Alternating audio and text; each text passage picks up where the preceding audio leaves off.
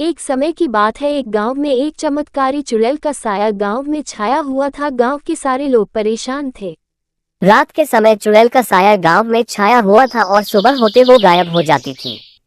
और सुबह होते ही सब अपने अपने काम पर चले जाते थे। उस गांव में एक चमत्कारी तालाब था जहां वो दिन में लोगों को छुप कर देखती थी और रात में उनको थी और लोगों को छुप कर डराती थी, जिससे लोग परेशान होकर अपना सिर झुका के आगे चले जाते थे। और वह ये सब देखकर बहुत खुश होती थी और वह लोगों का पीछा करती और देखती कहाँ घर है और शाम को अपने रहस्यमय जंगल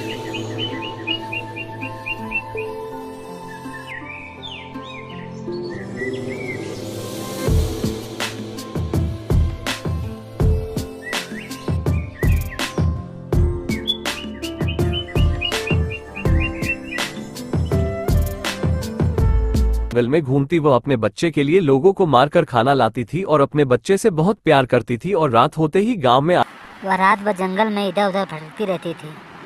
वह हमेशा भोजन की तलाश में छुप के देखती रहती थी, कोई आ तो नहीं रहा है, कोई जा तो नहीं रहा है, इसलिए वह घूमती रहती थी। वह अपने एक टोकरी में बच्चे को लेकर रात भर घूमती थी, क्योंकि उसका बच्चा भूखा रहता था। बच्चों को भूखे को देखकर बहुत गुस्सा में आती थी, इसलिए वह भोजन की तलाश में निकल पड़ती थी और रात में अपने घर में जाकर सो जाती थी। सुबह होते ही वह शांत हो जाती थी। और सुबह होते ही जो राहगीर उस रास्ते से जाते उनका पीछा करती और मारकर खा जाती थी। ये सब देख गांव वाले और वह जो उस रास्ते से जाते थे उनका पीछा करते करते उनके साथ काफी दूर तक चली जाती थी। परेशान होकर एक सभा बुलाए और तांत्रिक को बुलाया। तांत्रिक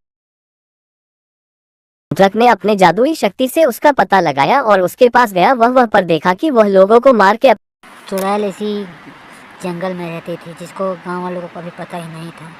तो वह उन्होंने तांत्रिक को बुलाया।